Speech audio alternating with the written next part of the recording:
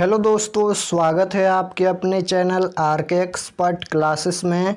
तो अभी के इस क्लास में मैट्रिक फाइनल बोर्ड परीक्षा के लिए सोशल साइंस के क्वेश्चन पेपर देखेंगे। तो आप लोग क्लास में अंत तक बने रहिएगा, वैसे क्वेश्चन पेपर जो आपके फाइनल बोर्ड परीक्षा में पूछा जाएगा। तो यहाँ पर ये देख सकते हो सेकेंडरी स्कूल एग्जामिनेशन 2025 ये फाइनल बोर्ड परीक्षा के लिए सोशल साइंस यानी सामाजिक विज्ञान का क्वेश्चन पेपर है, देख सकते हो यहाँ पर। इसी तरह से आपके फाइनल बोर्ड परीक्षा में क्वेश्चन पेपर आएगा यहाँ पर एनुअल यानी वार्षिक परीक्षा के लिए। तो विषय कोड आप लोग का सोशल साइंस का 111 ही रहने वाला है फाइनल बोर्ड परीक्षा में। और यहाँ पर देख सकते हो कुल प्रश्नों की संख्या 80 ऑब्जेक्टिव क्वेश्चन पूछा जाएगा, जिनमें से 40 प्रश्नों के एग्जाम में जवाब देना है ऑब्जेक्टिव में। और आप लोग का सोशल साइंस का 80 नंबर का एग्जाम होगा। 20 नंबर का प्रैक्टिकल का एग्जाम होता है, इसलिए 80 नंबर का ही एग्जाम होगा। और इसमें समय मिलेगा फाइनल बोर्ड परीक्षा के लिए 2 घंटा 45 मिनट।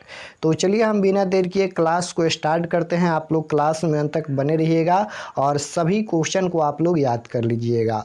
तो देखिए यहाँ पर फर्स्ट क्वेश्चन क्या पूछा गया है। फर्स्ट क्वेश्चन है कि फ्रैंकफर्ट की संधि कब हुई। बताना है कि फ्रैंकफर्ट की संधि कब हुई। तो राइट आंसर क्या हो जाएगा, फ्रैंकफर्ट की संधि 1871 ईस्वी में हुई। Right answer option number A होगा। क्वेश्चन नंबर 1 का right answer A. Question number 2 है हुआ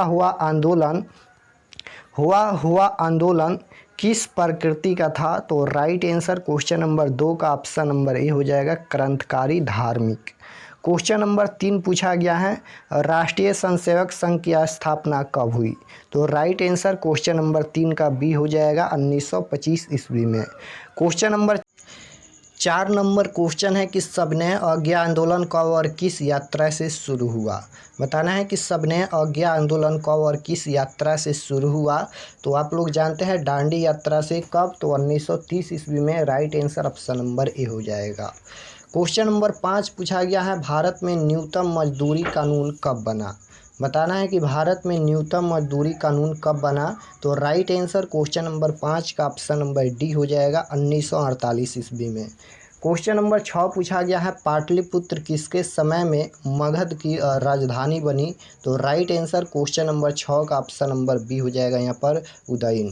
क्वेश्चन नंबर 7 पूछा गया है औद्योगिक क्रांति की शुरुआत कहाँ से हुई।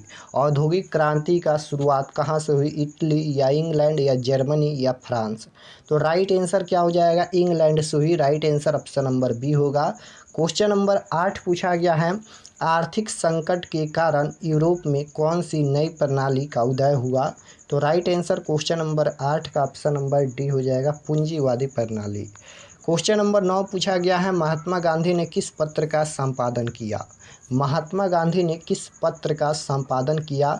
तो राइट आंसर क्वेश्चन नंबर 9 का ऑप्शन नंबर बी हो जाएगा, यंग इंडिया। क्वेश्चन नंबर 10 है भारत में पहला छपखाना कहाँ लगाया गया। भारत में पहला छपखाना कहाँ लगाया गया। तो right answer option number C हो जाएगा यहाँ पर, गोवा में। 10 का right answer C. Question number 11 है पर्यावरण संरक्षण हेतु पहला सम्मेलन कहाँ हुआ। तो राइट आंसर सी हो जाएगा यहाँ पर, पर्यावरण संरक्षण हेतु पहला सम्मेलन कहाँ हुआ। तो 11 का राइट आंसर सी हो जाएगा यहाँ पर, स्टॉकहोम। क्वेश्चन नंबर 12 पूछा गया है निम्नलिखित में किस प्रांत में सीढ़ीदार खेती की जाती है। तो राइट आंसर क्वेश्चन नंबर 12 का ऑप्शन नंबर सी हो जाएगा, उत्तरांचल में। क्वेश्चन नंबर 13 पूछा गया है वन संरक्षण एवं प्रबंधन की दृष्टि से वनों को कितने भागों में बांटा गया है। तो राइट आंसर 13 नंबर का ऑप्शन नंबर ए हो जाएगा, 3 भागों में।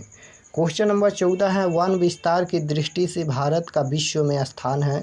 तो कौन सा स्थान है, तो आपको याद होना चाहिए कौन सा स्थान है। तो यहाँ पर 10वां स्थान है, ऑप्शन नंबर डी बिल्कुल राइट आंसर होगा।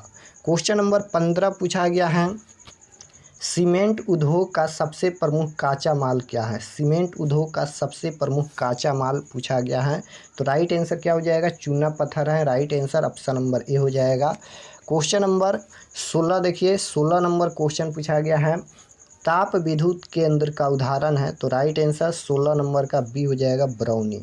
क्वेश्चन नंबर 17 है इनमें से कौन उपभोक्ता उद्योग है। इनमें से कौन उपभोक्ता उद्योग है। तो राइट आंसर 17 का सी हो जाएगा, चीनी उद्योग। क्वेश्चन नंबर 18 पूछा गया है, किस राज्य में सॉफ्टवेयर प्रौद्योगिकी पार्क नहीं है? तो राइट आंसर 18 का बी हो जाएगा छत्तीसगढ़। क्वेश्चन नंबर 19 है यहाँ पर, बिहार में नहरों द्वारा सर्वाधिक सिंचाई किस जिले में होती है? तो रोहतास जिले में होती है। Right answer option number A हो जाएगा।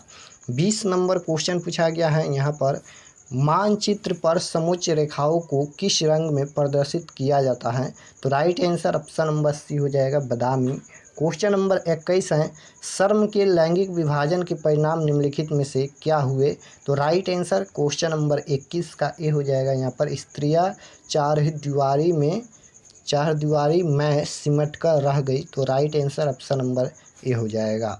क्वेश्चन नंबर यहाँ पर पूछा गया है 22 कि निम्न में कौन सा कथन सत्य है? निम्न में कौन सा कथन सत्य है? तो राइट आंसर क्वेश्चन नंबर 22 का क्या हो जाएगा, कौन सा कथन सत्य है? तो एक लोकतंत्र की व्यवस्था में एक व्यक्ति की कई पहचान होती है। राइट आंसर सी हो जाएगा। क्वेश्चन नंबर 23 पूछा गया है, 2006 के बिहार पंचायती राज अधिनियम के अनुसार ग्राम पंचायत की स्थापना के लिए आबादी की शर्त क्या थी? तो right answer option number B हो जाएगा, 7,000। क्वेश्चन नंबर 24 है, राजनीतिक दल का संबंध किससे है? राजनीतिक दल का संबंध किससे है? तो राजनीतिक सत्ता पाने के लिए लोगों को लाभबंद करने से। राइट आंसर डी हो जाएगा। क्वेश्चन नंबर 25 है, किस बात से स्पष्ट होता है कि बिहार में लोकतंत्र की जड़ें गहरी हैं? तो राइट आंसर 25 का ऑप्शन नंबर सी हो जाएगा, वैशाली लिच्छवी गणतंत्र। क्वेश्चन नंबर 26 है, नेल्लोर में तारी विरोधी आंदोलन में कितने गांवों की महिलाओं ने भाग लिया? तो right answer option number B हो जाएगा, करीब 5,000 गाँव। क्वेश्चन नंबर 27 है, लोकतंत्र की सफलता निर्भर करती हैं। लोकतंत्र की सफलता निर्भर करती हैं। तो राइट आंसर सी हो जाएगा, नागरिकों की विवेकपूर्ण सहभागिता पर। क्वेश्चन नंबर 28 है, दल बदल विरोधी कानून कब पारित हुआ? दल बदल विरोधी कानून कब पारित हुआ? तो राइट आंसर 28 का ऑप्शन नंबर बी हो जाएगा, 1985 ईस्वी में। क्वेश्चन नंबर 29 है, संपूर्ण क्रांति का उद्देश्य क्या था? संपूर्ण क्रांति का उद्देश्य क्या था? तो राइट आंसर 29 नंबर का ऑप्शन नंबर ए हो जाएगा, लोकतंत्र की स्थापना। संपूर्ण क्रांति जयप्रकाश नारायण के द्वारा दिया गया भाषण है। क्वेश्चन नंबर 30 है, बिहार के आर्थिक पिछड़ेपन का प्रमुख कारण क्या है? तो इनमें से सभी है, जनसंख्या में तीव्र वृद्धि, कृषि पर अत्यधिक यहाँ पर जनाभार, उसके बाद है बाढ़ एवं सूखा का प्रकोप। इनमें से सभी हैं। राइट आंसर डी हो जाएगा। क्वेश्चन नंबर 31 है, बिहार में जीवन यापन का मुख्य साधन क्या है? बिहार में जीवन यापन का मुख्य साधन क्या है? तो राइट आंसर ऑप्शन नंबर यहाँ पर 31 का ऑप्शन नंबर ए हो जाएगा, कृषि है। बिहार में पूछा गया है तो कृषि ही होगा। क्वेश्चन नंबर 32 है, मानव विकास सूचकांक के कितने सूचक हैं? तो राइट आंसर यहाँ पर 32 नंबर का बी हो जाएगा, 3। 33 नंबर है, भारत का सबसे बड़ा वाणिज्य बैंक कौन सा है? तो राइट आंसर 33 का यहाँ पर क्या हो जाएगा, यहाँ पर भारतीय रिजर्व बैंक हो जाएगा। Right answer B. 34 number question देखिए, पूछा गया है, भारत में सहकारिता आंदोलन का प्रारंभ कब हुआ? तो राइट आंसर क्या हो जाएगा, भारत में सहकारिता आंदोलन का प्रारंभ कब हुआ? तो राइट आंसर ऑप्शन नंबर यहाँ पर 34 का ए हो जाएगा, 1904 ईस्वी में। 35 है, एक अर्थव्यवस्था के किस क्षेत्र को सेवा क्षेत्र कहा जाता है? तो सेवा क्षेत्र को तृतीय क्षेत्र कहा जाता है, और यहाँ पर औद्योगिक क्षेत्र द्वितीय क्षेत्र होता है, प्राथमिक क्षेत्र कृषि क्षेत्र होता है। तीनों आप लोग याद रखिएगा। 36 नंबर है, इनमें से कौन भारतीय कंपनी बहुराष्ट्रीय कंपनी है? तो राइट आंसर क्वेश्चन नंबर 36 का यहाँ पर बी हो जाएगा, डाबर। क्वेश्चन नंबर 37 है, उपभोक्ता जागरूकता आंदोलन का प्रारंभ हुआ? तो राइट आंसर 37 का सी हो जाएगा, इंग्लैंड से। 38 नंबर है, उपभोक्ता संरक्षण अधिनियम के अंतर्गत उपभोक्ताओं की अपील सुनने का अधिकार है? तो राइट आंसर 38 का ऑप्शन नंबर सी हो जाएगा, ए और बी दोनों, यानी राज्य आयोग को भी और राष्ट्रीय आयोग को भी, दोनों को। क्वेश्चन नंबर 39 है, बिहार किस भूकंप जोन में आता है? बिहार किस भूकंप जोन में आता है? तो right answer option number C हो जाएगा, जोन 3। क्वेश्चन नंबर 40 है, सुदूर संवेदी उपग्रह का प्रयोग किस लिए होता है? तो राइट आंसर 40 का ऑप्शन नंबर डी हो जाएगा, इनमें से सभी के लिए, यानी संचार के लिए भी, मौसम विज्ञान के लिए भी, और संसाधनों की खोज के लिए भी। तो राइट आंसर डी हो जाएगा। तो यहाँ पर हम लोग क्लास 10th के सोशल साइंस यानी सामाजिक विज्ञान के 40 क्वेश्चन देखे हैं। तो आप लोग कमेंट में बताना कि आप लोग का 40 प्रश्न में से कितना प्रश्न सही हुआ। और इसी तरह से आप लोग का डेली क्लास होगा, आप लोग सभी क्लास ज्वाइन कीजिएगा और ज़्यादा से ज़्यादा इस क्लास को शेयर कीजिएगा ताकि और भी बच्चे जुड़ सके। और PDF आप लोग को मिल जाएगा, व्हाट्सएप ग्रुप में सेंड कर देंगे।